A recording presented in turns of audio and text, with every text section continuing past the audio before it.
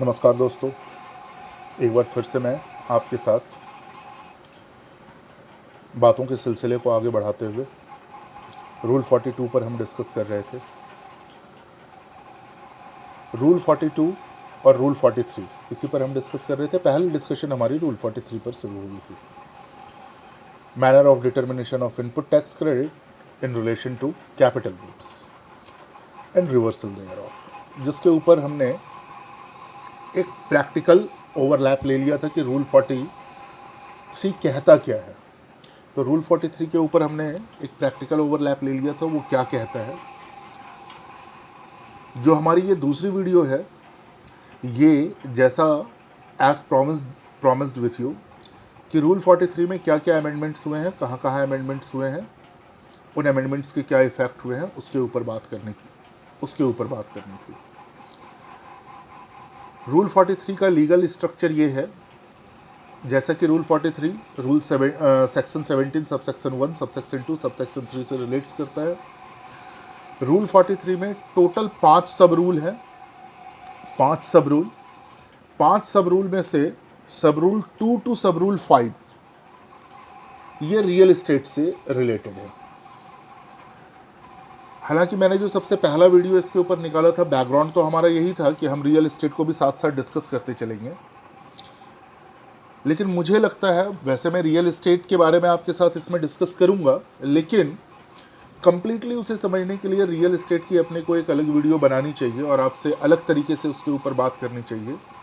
वो वीडियो थोड़ी लंबी भी हो सकती है, तकरीबन 1.5-2 घंटे के लिए वीडियो हो सकती है जो हम लोग रियल एस्टेट के ऊपर करें, क्योंकि छोटी बातों में वो चीज़ें समझ में नहीं आएंगी। छोटी बातों में या तो फिर ये हो कि मैं पॉइंट बोलता चला जाऊँ और उसके ऊपर कोई कम्युनिकेशन नहीं इस्टेब्लिश हो पाएगी, बस मैं बोलता रहूँगा, पॉइंट बोलते चले जाएंगे हम। वो तो पॉइंट तो कहीं भी लिखे हुए हैं, वो आप उसको गो थ्रू कर सकते हैं।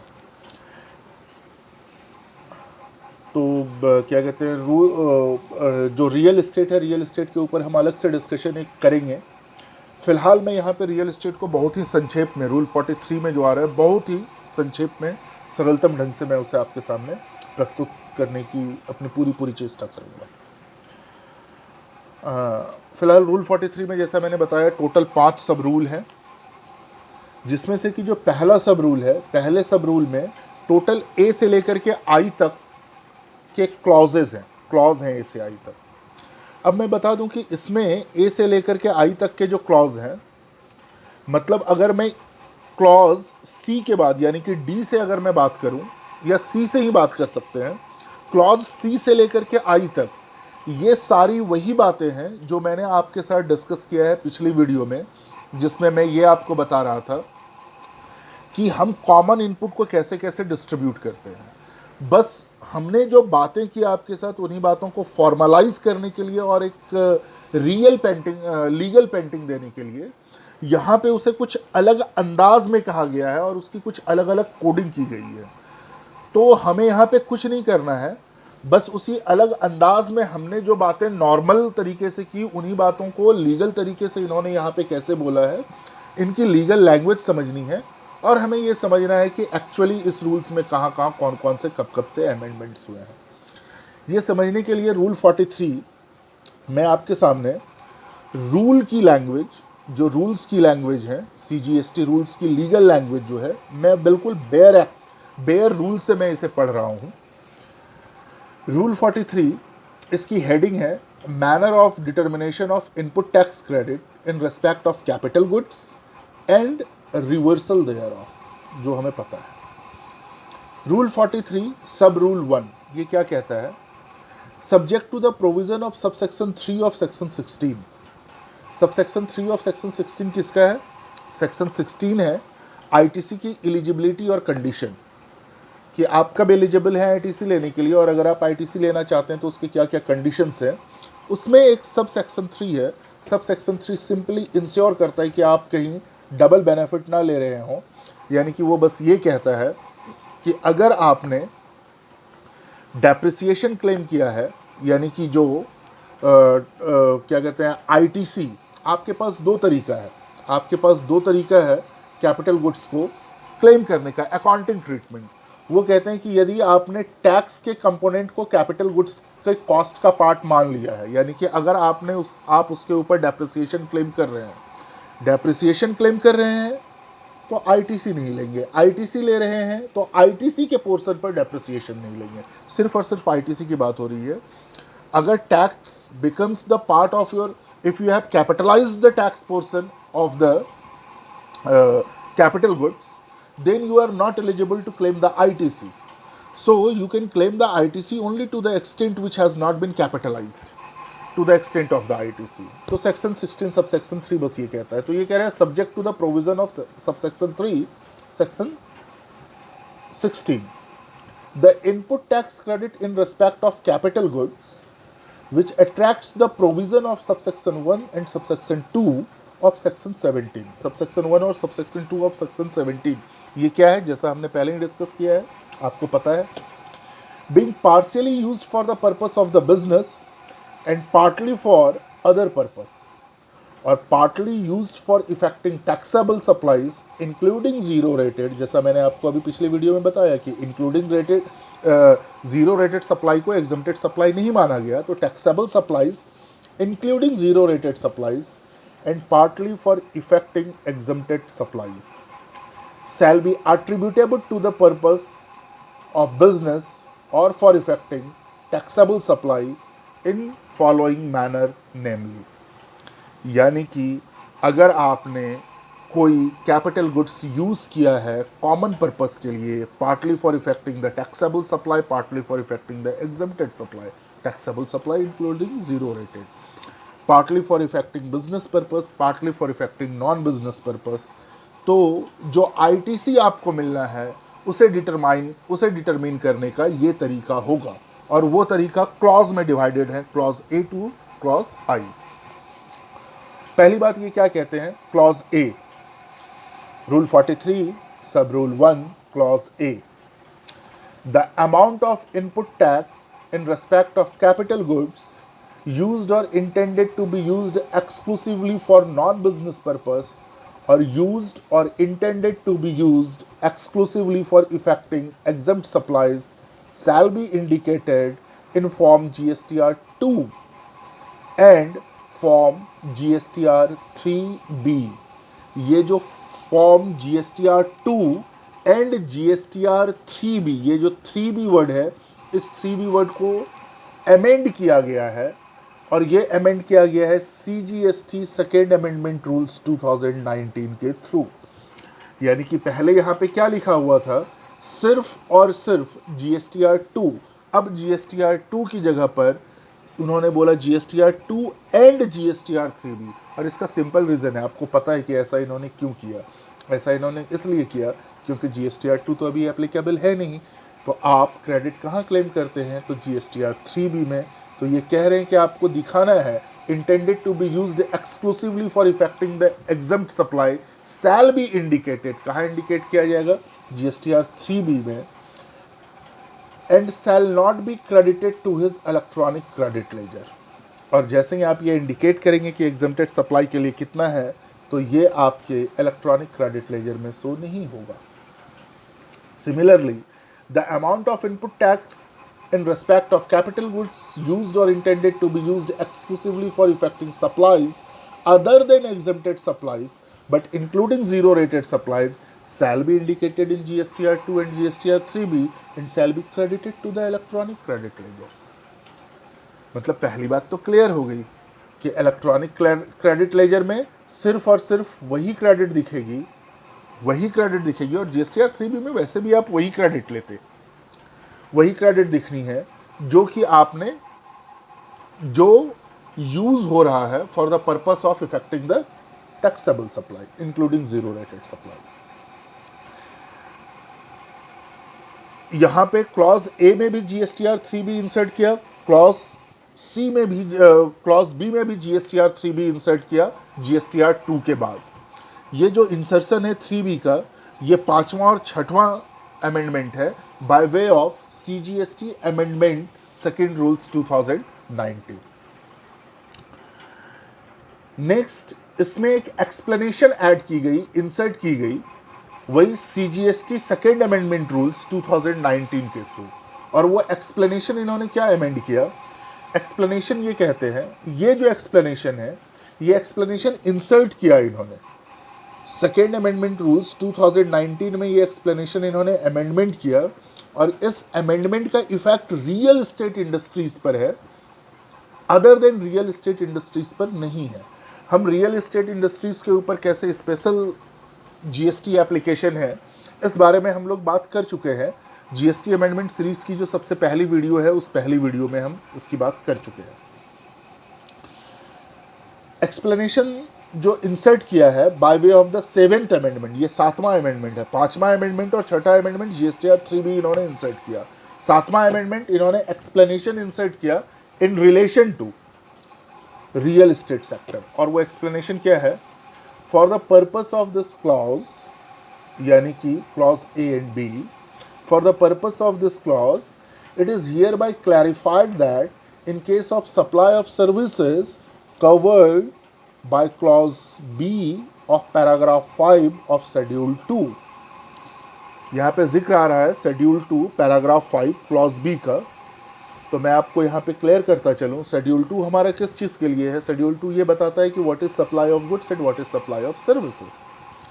उस सिलसिले में शेड्यूल 2 अपने एंट्री नंबर 5 में ये कहता है, 5 में दो बातें ए और बी हैं। उस एंट्री में एंट्री नंबर 5 के क्लॉज बी में वो ये कहता है कि इफ़ यू आर, मतलब उनका जो क्या कहते हैं, entry number schedule 2 paragraph number 5 clause B का जो क्या कहते हैं कंक्लूजन है, वो ये कहता है, निष्कर्ष ये है उसका कि if you are a person who is engaged in the construction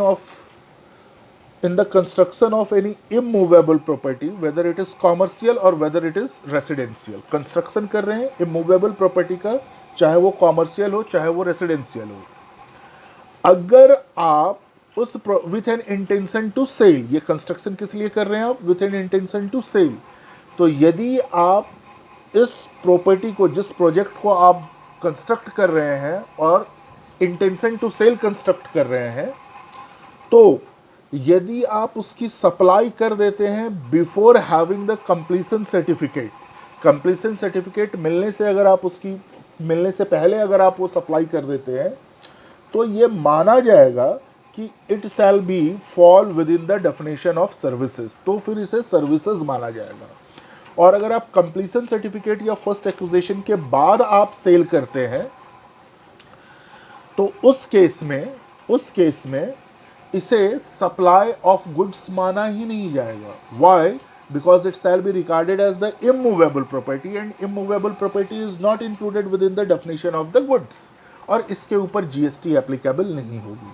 मतलब सिंपल मैं क्या कह रहा हूँ कि यदि कंप्लीशन सर्टिफिकेट मिलने से पहले अगर बिल्डर ने अपने यूनिट सेल कर दिए, तो it will be covered with in the definition of the supply of the services, construction services, SAC 9953, service accounting code 9953, construction services में कवर्ड है, उसके ऊपर जीएसटी लगेगी। जीएसटी का रेट हमने पिछले फर्स्ट वीडियो में इसके ऊपर डिस्कस कर लिया है।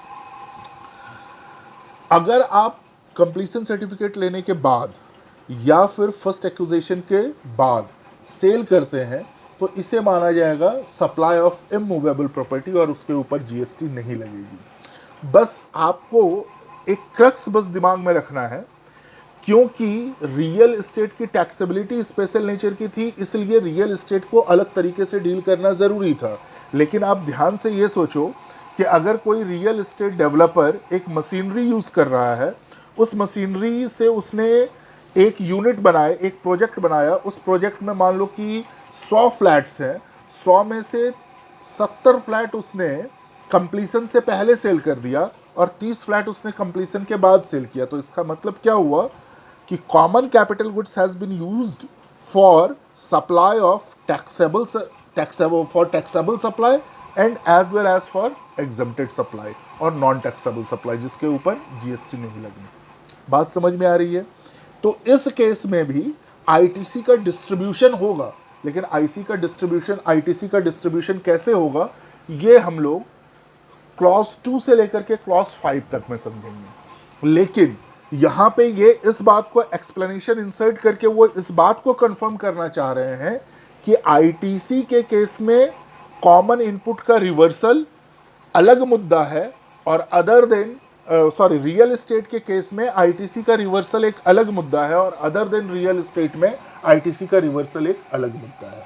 तो यहाँ पर बस ये इंडिकेट करना चाह रहे हैं एक्सप्लेनेशन नंबर 7 इंसर्ट करके। एक्सप्लेनेशन नंबर 7 फटाफट। एक्सप्लेनेशन अमेंडमेंट 7 एक्सप्लेनेशन किसमें?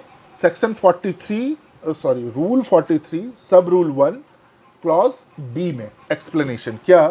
For the purpose of this clause it is here bye clarified that in case of supply of services covered by clause B of paragraph 5 of the schedule 2 of the said act, the amount of input tax in respect of capital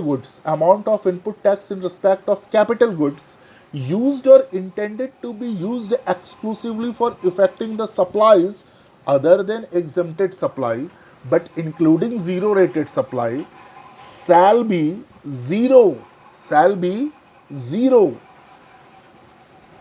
during the construction phase, because capital goods will be commonly used for construction of apartments booked on or before the date of issuance of completion certificate or first occupation of the project, whichever is earlier, and those which are not booked by the said date.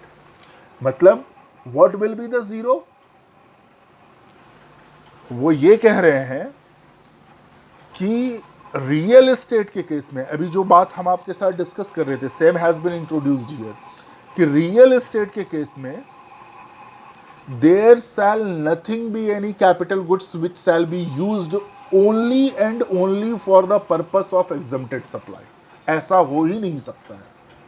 Only and only for exempted supply के लिए अगर कोई ऐसी service आप provide कर रहे हैं जो कि शेड्यूल 2 पैराग्राफ 5 क्लॉज बी में कवर्ड है, और उस केस में आप कंस्ट्रक्शन सर्विस प्रोवाइड कर रहे हैं, यानी कि अगर आप कंस्ट्रक्शन सर्विस प्रोवाइड कर रहे हैं और अगर आप कहते हैं कि कुछ फ्लैट्स आपने सेल किए हैं कंप्लीशन सर्टिफिकेट लेने के बाद, दैट इज वो एग्जम्प्टेड सप्लाई है, तो रूल 43 क्लियरली इंडिकेट कर रहा है। फिर आप पता करो इस एग्जम्प्टेड सप्लाई को भी सप्लाई करने में, इस एग्जम्प्टेड सप्लाई में कोई ना कोई जो कैपिटल गुड्स हुए होंगे वही कैपिटल गुड्स यूज हुए होंगे टैक्सेबल सप्लाई भी करने में।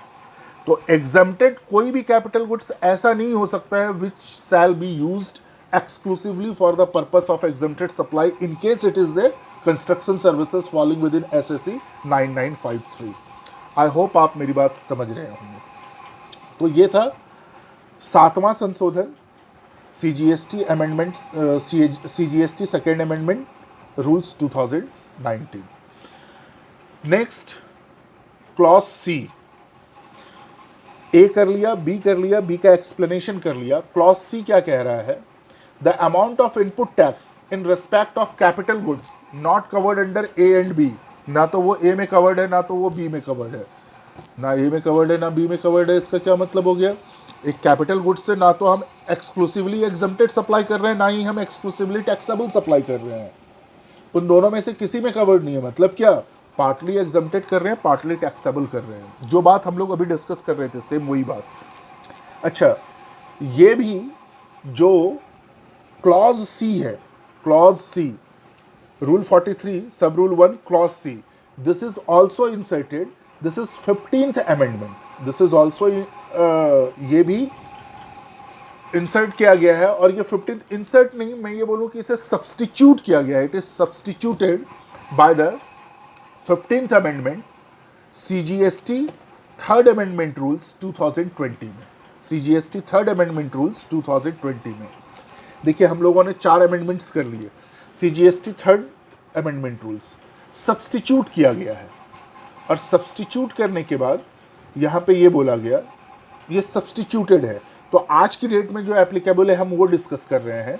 यहाँ पे बोला गया the amount of input in respect of capital goods not covered in A और बी, ना तो एक्सक्लूसिवली टैक्सेबल सप्लाई कर रहे हैं, ना ही एक्सक्लूसिवली एग्जम्प्टेड सप्लाई कर रहे हैं। डिनोटेड एज ए, उसको हम किससे डिनोट करेंगे? Amount of input tax in respect of capital goods, उस कैपिटल गुड्स के रिस्पेक्ट में जो कि कॉमनली यूज हो रहा है टैक्सेबल और एग्जम्प्टेड दोनों के लिए, उसे हम किससे डिनोट करेंगे? ए से। हमारे वाले केस में जो पिछला वीडियो अभी हमने किया था, हमारे वाले केस में जो एफ के ऊपर क्रेडिट था, जो एफ के ऊपर कैपिटल गुड्स एफ के ऊपर DEF 3 हमने लिया था कॉमन वाला, जो एफ के ऊपर क्रेडिट था वो क्रेडिट कैसा था? मशीनरी एफ को हम यूज कर रहे थे एग्जम्प्टेड सप्लाई के लिए भी और टैक्सेबल सप्लाई के लिए भी। डी भी कॉमन यूज में था, ई भी कॉमन यूज में था, तो DEF जो कॉमन यूज में आ रहा है, तो वो कह रहा है उसे हम किससे डिनोट करेंगे? ए से करेंगे। The amount of input tax in respect of capital goods not covered under clause A and B denoted as A being the amount of tax as reflected on the invoice, being the amount of tax as reflected on the invoice shall credit directly to the electronic credit ledger, and validity of the useful life of such goods shall extend up to 5 years from the date of invoice for such goods. ठीक है, no issue, यही तो हमने किया था। provided that where any capital goods earlier covered under clause A, D और E वाला case, हमने क्या बोला था? एक कैपिटल गुड्स D है जो कि पहले टैक्सेबल के लिए यूज होता था, बाद में कॉमन के लिए यूज करने लगे। एक कैपिटल गुड्स E है जो कि पहले सिर्फ एग्जम्प्टेड के लिए यूज करना था, बाद में हम उसे दोनों के लिए यूज करने लगे। तो ये क्या कह रहा है? provided that where any capital goods earlier covered under clause A is subsequently covered under this clause, और बाद में वो इस क्लॉज में कवर हो गया, यानी कि बाद में उसका कॉमन यूज होने लगा, तो input tax in respect of such capital goods denoted as A shall be credited to the credit ledger subject to the condition that ineligible credit are tributable to the period during which such capital goods were covered by clause A denoted as TIE, shall be calculated at the rate of 5 percentage points for every quarter or part thereof, and added to the output tax liability of the tax period in which such credit is claimed. Simple सी बात है। हमने क्या बोला था कि capital goods D जो था वो पहले टैक्सेबल के लिए आया और फिर हमने उसे कॉमन में यूज़ करना शुरू कर दिया, और ई जो है पहले एग्जम्प्टेड के लिए आया फिर कॉमन के लिए यूज़ करना शुरू कर दिया। तो हमने क्या किया था? कैपिटल गुड्स की पूरी लाइफ मानी 5 साल। 5 साल में से जितने दिन वो यूज़ हो चुका है उस रेशियो में हमने उसकी ITC रिड्यूस की, और जो ITC बैलेंस बच गई हमने बोला यही बैलेंस ITC है, कॉमन इनपुट क्रेडिट। वही बात ये भी कह रहा है, simply same.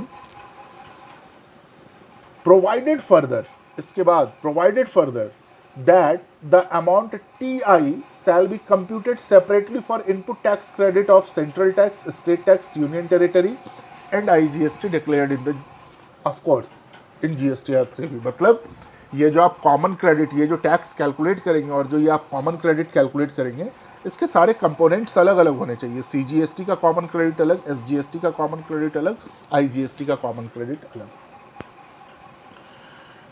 Next explanation, an item of capital goods declared under clause A on its receipt shall not attract the provision of subsection 4 of 18 if it is subsequently covered under this clause. Section 18 subsection 4 क्या है? Section 18 है availability of ITC in some special circumstances. उन special circumstances में है कि अगर आप पहले कंपोजिशन स्कीम में थे और बाद में अगर आप नॉर्मल स्कीम में जाना चाहते हैं, तो कंपोजिशन स्कीम से नॉर्मल स्कीम में जाने के जिस दिन आप नॉर्मल स्कीम के लिए ऑप्ट करते हैं या जिस दिन आपके ऊपर नॉर्मल स्कीम एप्लीकेबल होगा, day immediately preceding on that day ITC भी आपका कैरी फॉरवर्ड होगा, और ITC में कैपिटल गुड्स का भी ITC आपको मिलेगा। लेकिन ये कह रहा है कि कैपिटल गुड्स यानी कि अगर वो कॉमन कैपिटल गुड्स है और उसके ऊपर अगर रूल 42 सब रूल 1 का क्लॉज ए अगर एप्लीकेबल होता है, तो उस केस में सेक्शन 18 सब सेक्शन 4 एप्लीकेबल नहीं होगा। That's it. 16वां संशोधन, और 16वें संशोधन से फिर मैं यही कहूंगा कि ये जो 16th है इसको सब्सटीट्यूट किया गया है, इसको इंसर्ट नहीं किया गया है। तो और सब्सटीट्यूट किया गया है third rules, CGST third rules 2020 से, और इसको सब्सटीट्यूट करके क्या बोला गया कि the aggregate amount of A यानी कि input tax credit in relation to common capital goods credited to the electronic credit ledger under clause C में जो क्रेडिट हुआ है in respect of common capital goods whose useful life remaining during the tax period to be denoted as TC मतलब useful life, ठीक है, जो to be denoted as TC shall be common credit in respect of such capital goods। यानी कि जो पिछला हमने example दिया था, पिछला एग्जाम्पल बार बार मैं आपको रेफर कर रहा हूँ, तो इस वीडियो को देखने से पहले आप पार्ट जो इसके ठीक पहले वाला वीडियो है वो आप ज़रूर देखें, क्योंकि वो नहीं देखेंगे तो ये तो लीगल लैंग्वेज ही आपको समझ में नहीं आनी है। मैंने इसी लीगल लैंग्वेज को बड़ा ही सिंपल वे में हमने अपने पहले वीडियो में एक्सप्लेन किया हुआ है। तो ये हो गई कॉमन क्रेडिट। कॉमन क्रेडिट के बाद आते हैं section 16, provided that capital goods. अब the amount of input tax credit attributable, ये लॉ ये कह रहा है कि जितनी भी total common input tax credit capital goods के ऊपर आ रही है उसे आप बोलेंगे TM। और हमारे केस में ये आ रही थी कितनी, प्रीवियस वाली वीडियो जब आप करेंगे तो उसमें आ रही होगी 80 40 60, यानी कि 1,80,000, 1,80,000 कॉमन इनपुट क्रेडिट हमारी आ रही थी, जिसको हमने डिवाइड किया था 60 से, डिवाइडेड बाय 60। यहाँ भी यही कह रहा है कि जितने भी आपकी total common input tax credit आ रही है, available input common tax credit, that shall be divided by 60, that shall be divided by 60। ये 60 जो होगा, ये 60 होगा उस टैक्स पीरियड में कितना कॉमन टैक्स इनपुट क्रेडिट आपने यूज किया। आपका कॉमन इनपुट टैक्स क्रेडिट, क्योंकि कैपिटल गुड्स की तो लाइफ 5 साल है ना, तो टोटल क्रेडिट तो हमने ले लिया, कैपिटल गुड्स के ऊपर जितनी टोटल अवेलेबल क्रेडिट है वो ले लिया।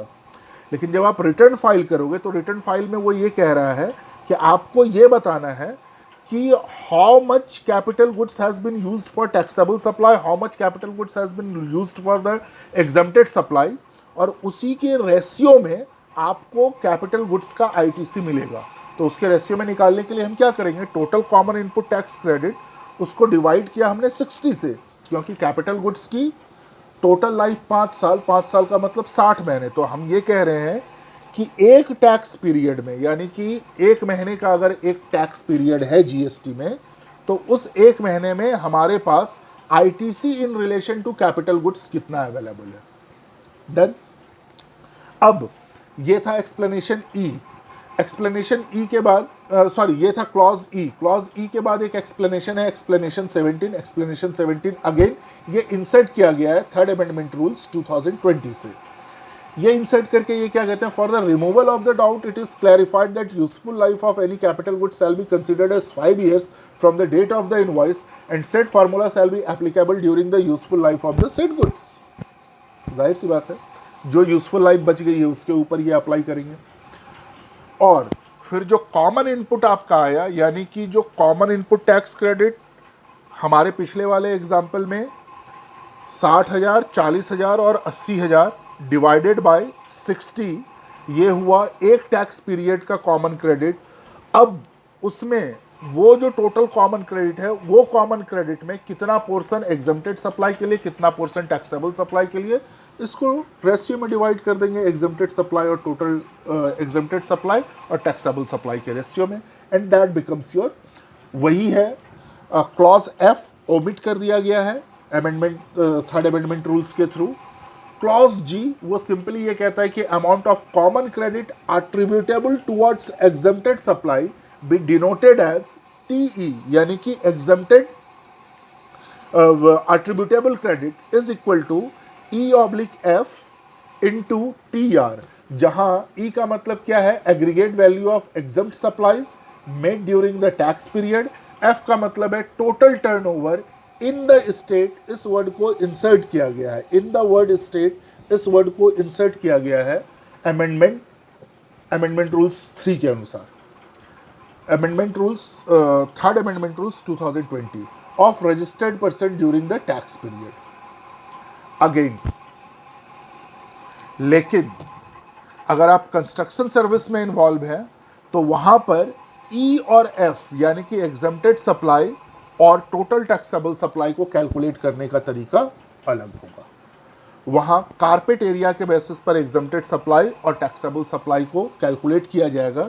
ये वाली बात हम लोग नेक्स्ट वीडियो में देखेंगे। नेक्स्ट वीडियो में जब हम रियल एस्टेट के ऊपर छोटा एक संक्षिप्त काम करेंगे इसके ऊपर, क्योंकि ये रियल एस्टेट रूल 43 में भी एप्लीकेबल होगा, रियल एस्टेट रूल 42 में भी एप्लीकेबल होगा।